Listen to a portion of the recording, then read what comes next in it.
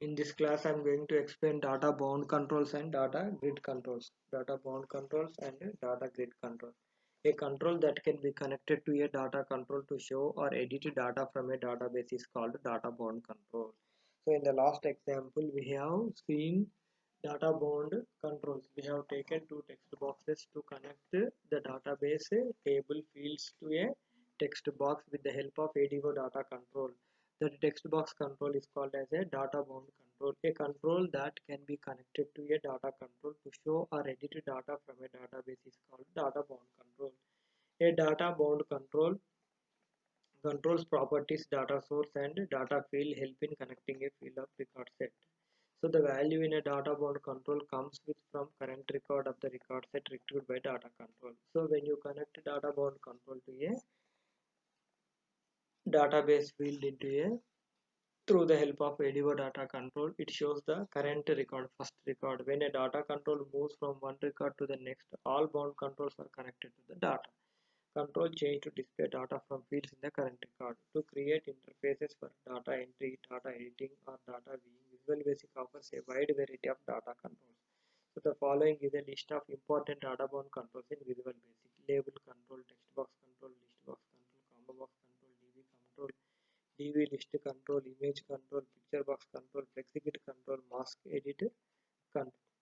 Then data grid control. The data grid control is a spreadsheet-like control that displays a series of rows and columns representing records and fields from a record set object. The data grid control can be quickly configured at design time with little or no time. When you set the data grid control data source property at design time, the control will be automatically filled and its column headers are automatically set from the data source record set. Data grid control is available in the components. Add it to onto the form and connect it with the ADO data control and set the data source property. Set the data source property. Now I will show you how to use this data grid controls. Okay, I'm closing this one. I don't want to save. I'm again opening this Visual Basic.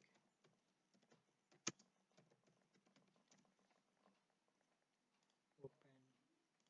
I'm taking this label. And don't want to take this. I will show you the data use of this data grid control. Okay, so we have already used data bound controls, that is a text box control in the last example. Now I will show you how to use this data grid control.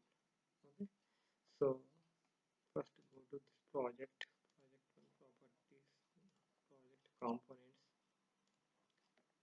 select this one, Microsoft ADO control, apply, close, add this control onto the form, go to this project components, data grid control, data grid control 6.0, apply. It will be added onto the form, that is added onto the form. Select this properties as we have done earlier, bold, go to this 4.0, next, use this one, student one, and next test connection. Go to record source, AD command table, and table 1, apply, okay, and go to this properties,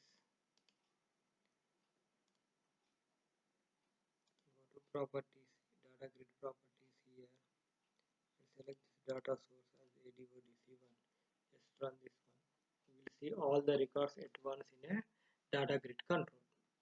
So in the data bound control shows only one record at a time, and the data grid control shows all the records in a table at once onto the form. This is about data grid.